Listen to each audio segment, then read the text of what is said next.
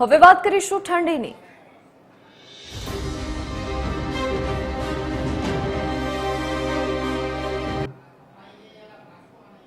રાજ્યમાં ઠંડીનું જોર વધ્યું છે।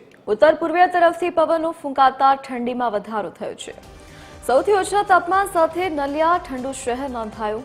4.8 ડિગ્રી તાપમાન સાથે નલિયા સૌથી વધુ ઠંડુ શહેર।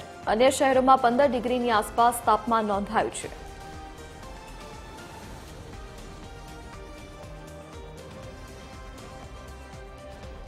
સંવાદદાતા અભિષેક સિંહ વાઘેલા આપણી સાથે લાઈવ જોડાઈ ગયા છે। આજે અભિષેક, ઠંડીમાં દિવસે ને દિવસે વધારો થઈ રહ્યો છે। હાલ રાજ્યમાં ઠંડીની શું સ્થિતિ જોવા મળી રહી છે અને આગામી સમય માટે હવામાન વિભાગની શું આગાહી ઠંડીને લઈને?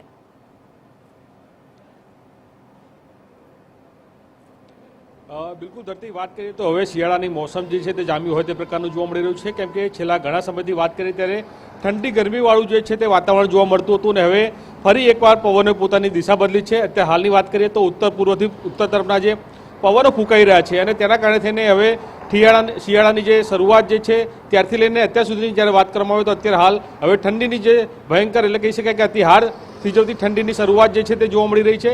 ખાસ કરીને જ્યારે વાત કરીએ તો વહેલી સવારની જ્યારે વાત કરવામાં આવે આજે તો વહેલી સવારે હાડ થીજવતી ઠંડી હોય તે પ્રકારનું જોવા મળી રહ્યું છે। સાથે સાથે વાત કરવામાં આવે તો છેલ્લા ઘણા સમયથી જે પ્રકારે પવને પોતાની દિશા બદલી છે અને તેને લઈને અત્યારે હાલની વાત કરવામાં આવે તો 2 થી 3 ડિગ્રીની તાપમાન જે છે તે ઘટાડો જોવા મળી રહ્યો છે। ત્યારે હું વહેલી સવારે અમદાવાદના આપણે દ્રશ્યો બતાવવા માંગીશ કે જોઈ શકાય છે કે વહેલી સવારના આ દ્રશ્ય છે અમદાવાદના કે જ્યાં ધુમ્મસભર્યું વાતાવરણ જે છે તે જોવા મળી રહ્યું છે। ખાસ કરીને જ્યારે વાત કરીએ ત્યારે ઉત્તર પૂર્વથી પૂર્વ તરફના જે પવનો ફૂંકાયા છે અને તેના કારણે થઈને ઠંડીનો કડકડતો અહેસાસ જે છે તે કરી રહ્યા છે લોકો। સાથે સાથે ધુમ્મસભર્યું વાતાવરણના કારણે થઈને ક્યાંક વિઝિબિલિટી પણ ક્યાંક ઘટી હોય તે પ્રકારનું જોવા મળી રહ્યું છે। ખાસ કરીને વાત કરીએ તો હવે શિયાળાએ પોતાનું જોર વધાર્યું હોય તે પ્રકારનું જોવા મળી રહ્યું છે। રાજ્યના સૌથી નીચા તાપમાનની જ્યારે આપણે વાત કરીએ ત્યારે નલિયામાં 4.8 સેલ્સિયસ સાથે સૌથી ઠંડુ ગાઢ જે છે તે સાબિત થયું છે।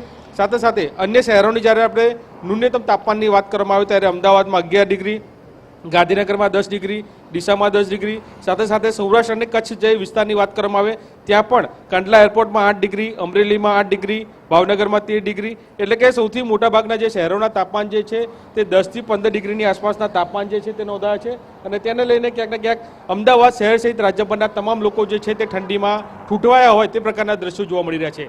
સાથે સાથે અમદાવાદની જ્યારે આપણે વાત કરીએ ત્યારે અમદાવાદમાં પણ જ્યારે આ પ્રકારની ઠંડીની જ્યારે શરૂઆત થતી હોય છે ત્યારે લોકો પણ પોતાના સ્વાસ્થ્ય લઈને સજાગ થતા હોય છે। ત્યારે વહેલી સવારની જ્યારે આપણે વાત કરીએ ત્યારે વહેલી સવારે ખુલ્લા મેદાનો હોય, બાગ બગીચાઓ હોય કે પછી જાહેર રસ્તાઓ હોય ત્યાં લોકો જે છે તે ચાલતા દોડતા નજરે પડતા હોય છે। સાથે સાથે બાગ બગીચાઓમાં લોકો જે છે તે વ્યાયામ કરતા હોય સાથે સાથે તે પ્રકારના પણ દ્રશ્યો જોવા મળી રહ્યા છે।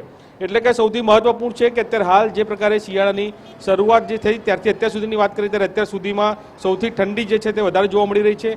અમદાવાદની પણ વાત કરીએ ત્યારે અમદાવાદ અને ગાંધીનગરમાં પણ 10 થી 12 ડિગ્રીની આસપાસનું તાપમાન છે અને તેને લઈને પણ લોકો જે છે તે ક્યાંક ને ક્યાંક ઠૂંઠવાયા હોય તે પ્રકારનું દ્રશ્યો જોવા મળી રહ્યા છે। એટલે કે ધરતી સૌથી મહત્વપૂર્ણ છે કે હવે ઠંડી જે છે તેની મોસમ ખીલી છે। સાથે સાથે આવનારા દિવસોમાં હજુ પણ તાપમાનનો પારો ક્યાંક ને ક્યાંક ગગડે તે પ્રકારનું પણ જોવા મળશે। આગામી સમયમાં હજુ પણ રાજ્યમાં મોટાભાગના શહેરોમાં 2 થી 3 ડિગ્રીનો તાપમાનનો પારો ઘટે તે પ્રકારની પણ શક્યતા જોવા મળી રહી છે।